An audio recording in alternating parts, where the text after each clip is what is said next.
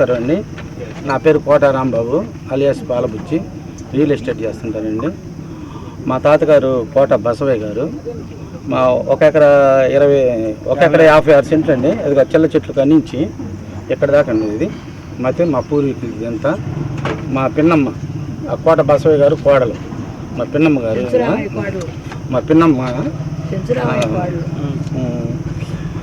పోతేనండి. మొత్తం 56 సెంట్లు ఉండాలండి. దీనికి సంబంధించి ఒక 27 సెంట్లు రామదాసు గారి భార్య మంగమ్మ అనే వాళ్ళకి అమ్మామండి. 1 ఎకరా 56 సెంట్లలో 27.5 సెంట్లు అమ్మాము. పొదం భూమి మాది ఉండాలండి. మేము ఎక్కడెక్కడో వ్యాపారాలు చేసుకుంటే ఎక్కడెక్కడో చేసుకుంటా, నా పని నేను చేసుకుంటా, నేను వ్యాపారాలు ఎక్కడెక్కడో ఉంటున్నాను. మా వాళ్ళంతా కూలి పనులు చేసుకుంటూ ఉండేవాళ్ళు. అంతా బయటికి వెళ్ళిపోయి ఎక్కడెక్కడో ఉండాలి. దీన్ని పర్యవేక్షణ లేకుండా పోయింది. ఇదే వచ్చి మొన్న మా ఇంట్లో ఫంక్షన్ ఉంటే, మ్యారేజ్ ఉంటే మా వాళ్ళ మ్యారేజ్కి అందరూ వచ్చారండి. వచ్చి చూసుకుందామని వచ్చి చూస్తే ఇక్కడ గోడలు కట్టినాయండి. గోడలు కట్టున్నాయి. ఇక్కడ ఫినిషింగ్ చేస్తుందండి. అందుని చూసిన తర్వాత మా వాళ్ళు అందరూ వచ్చేసి ఆ గోడలను ఆ ఫినిషింగ్ తీసేసాము.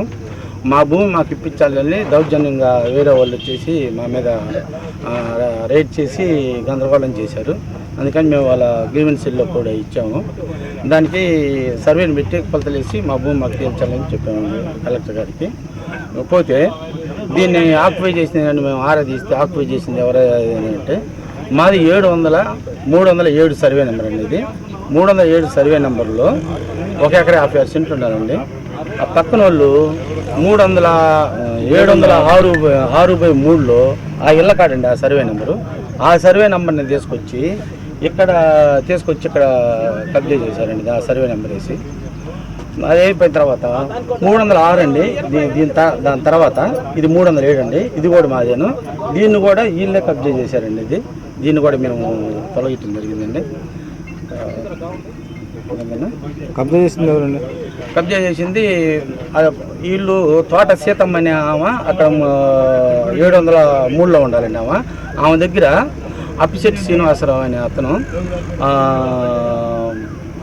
ఇంకా కొంతమంది వ్యక్తులు దీని కింద కొంతమంది వ్యక్తులు వాళ్ళు ఒక డాక్యుమెంట్ పుట్టించి బాలరెడ్డి అనే సర్వేని పెట్టుకొని వైసీపీ గవర్నమెంట్లో వాళ్ళని చేసుకొని, ఇంకా వైసీపీ నాయకులు ఉన్నారు వాళ్ళ కింద, వాళ్ళందరూ చేసుకొని కబ్జా చేసేసి దీన్ని 2,50,00,000 రూపాయలకి ఒక డాక్టర్కి అమ్మారండి. ఇది అయిపోతే ఇది ఏమూరు బుజ్జి అగ్రిమెంట్ చేయించుకున్నాడని ఎక్స్ కార్పొరేటరు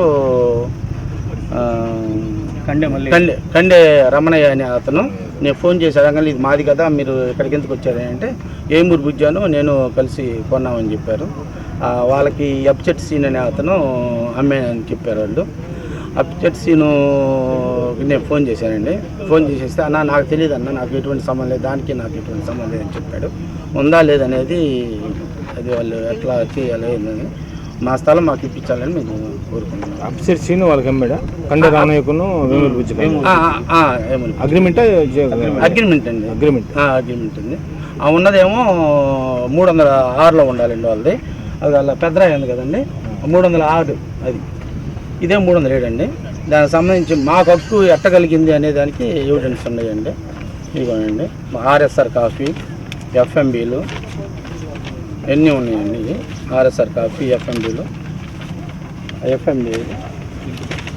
ఇదిగోండి ఆర్ఎస్ఆర్ కాఫీ కొనుగోలు చేసిందండి వాళ్ళ ఆదన్న దగ్గర కోట బసవయ్య ఉన్నామండి. ఇది ఆర్ఎస్ఆర్ కాఫీ. మాకు ఎలా మీకు రైట్స్ ఉన్నాయి అనే దానికి రామదాసు అనే అతనికి 27.5 సెంట్ అమ్మామండి. అది మాకు హక్కు లేకపోతే మేము అమ్మం కదండి, వాళ్ళు తీసుకోరు కదండి. ఎకరం దాంట్లో మీరు అమ్మారు. ఎకరం 56 సెంట్లు 27 ఇక్కడే ఉన్నా మాది ఉండాలి. వీళ్ళందరికీ ధన్యవాదాలు. నా పేరు కోట సుధాకర్ బాబు అండి. మాది గదలగుంట గ్రామము. మా తాతగారు అయిన కోట బసవయ్య గారికి 1 ఎకరా 56 సెంట్లు భూమి కలిగి ఉన్నాము. అందులో ఒక 27.5 సెంట్లు అమ్మి ఉన్నాము గతంలో. దాని తర్వాత ఎవరు వాళ్ళు వృత్తిరిచ్చి అక్కడెక్కడ ఉండటం వల్ల మేము ఈ ప్రాంతంలో లేని కారణంగా దీన్ని కొంతమంది కబ్జాదారులు ఆక్రమించడం జరిగింది. వాటిల్లో ఈ పోరాటంలో సర్వే నెంబర్ తప్పులు పలకరించి డాక్యుమెంట్లో ఉండాల్సిన వాళ్ళ పేర్లు కాకుండా వేరే పేర్లు పెట్టి ఇక్కడ ఉండాల్సిన సర్వే నెంబర్ కాకుండా గదలగుంటలో ఉండే 706 అట్లాంటి పలకరించి డాక్యుమెంట్ తయారు చేసుకొని ఆక్యుపేషన్లో పెట్టుకుని ఉన్నారు.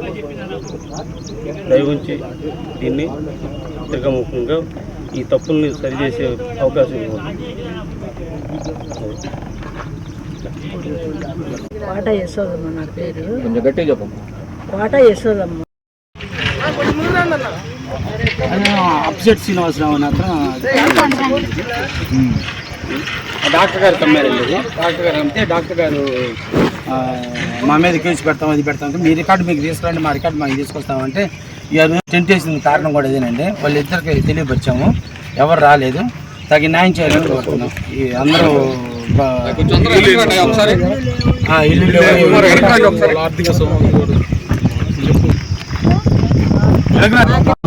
న్యాయం చేయండి. మాకు ఎటువంటి మమ్మల్ని భయపెడుతున్నారు. ఎప్పుడైతే ఏమోనని మాకు భయం వేస్తుంది.